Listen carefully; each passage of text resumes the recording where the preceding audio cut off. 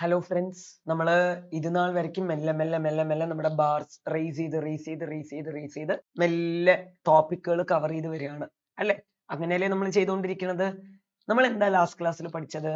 Share പ്രീമിയത്തിൽ issue ചെയ്യണമെന്ന്. അപ്പൊ share നമുക്ക് പാറിൽ ഇഷ്യൂ ചെയ്യാം, മുഖവിലയ്ക്ക് കൊടുക്കാം, ഒരേ വിലയ്ക്ക് കൊടുക്കാം.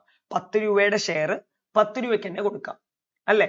2, issue of share at premium. 10 രൂപയുടെ ഷെയർ 10 രൂപയെക്കാളും കൂടുതൽ വാങ്ങിക്കാം.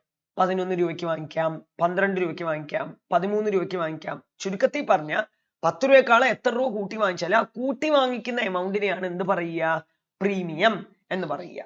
കേട്ടല്ലോ. അപ്പോ നിങ്ങൾക്ക് സ്വാഭാവികമായിട്ടൊരു സംശയം വരും, ഇഷ്യൂ ഓഫ് ഷെയർ ഡിസ്കൗണ്ട് വേണ്ടേ എന്ന്. പണ്ട് ഉണ്ടായിരുന്നു, ഇപ്പൊ ഇല്ല. ഒരിക്കലും കമ്പനീസ് ആക്ട് 2013 നിയമപ്രകാരം ഷെയർസ് ഒരിക്കലും എങ്ങനെ ഇഷ്യൂ ചെയ്യാൻ പാടില്ല? ഡിസ്കൗണ്ടിൽ ഇഷ്യൂ ചെയ്യാൻ പാടില്ല എന്നുള്ളത് വളരെ ഇമ്പോർട്ടന്റ് ആണ്. ഇവിടെ നോക്കൂ, അതാണ് ഇവിടെ എഴുതിയിരിക്കുന്നത്.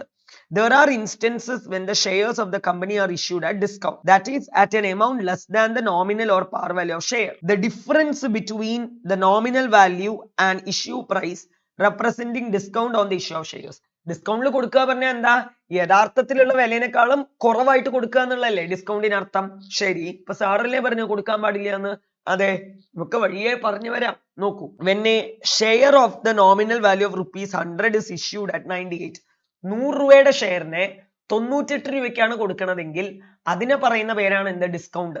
2% ഡിസ്കൗണ്ട് കൊടുത്തു എന്ന് അർത്ഥം അല്ലെ. എന്നിട്ട് നോക്കൂ, അടുത്ത പാരഗ്രാഫ് ആണ് വളരെ ഇമ്പോർട്ടന്റ്. നോക്കിക്കോളൂ. ആസ് എ ജനറൽ റൂൾ, നമ്മുടെ നിയമപ്രകാരം a company cannot ordinarily issue shares at a discount. Generally നിയമപ്രകാരം ഡിസ്കൗണ്ടിൽ എന്ത് ഇഷ്യൂ ചെയ്യാൻ പാടില്ല? ഷെയർ ഇഷ്യൂ ചെയ്യാൻ പാടില്ല.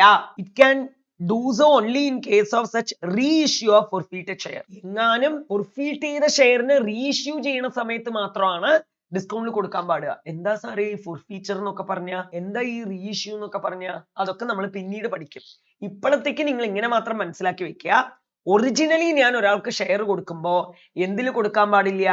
ഡിസ്കൗണ്ടിൽ കൊടുക്കാൻ പാടില്ല. എന്തിലൊക്കെ കൊടുക്കാൻ പാടുള്ളൂ?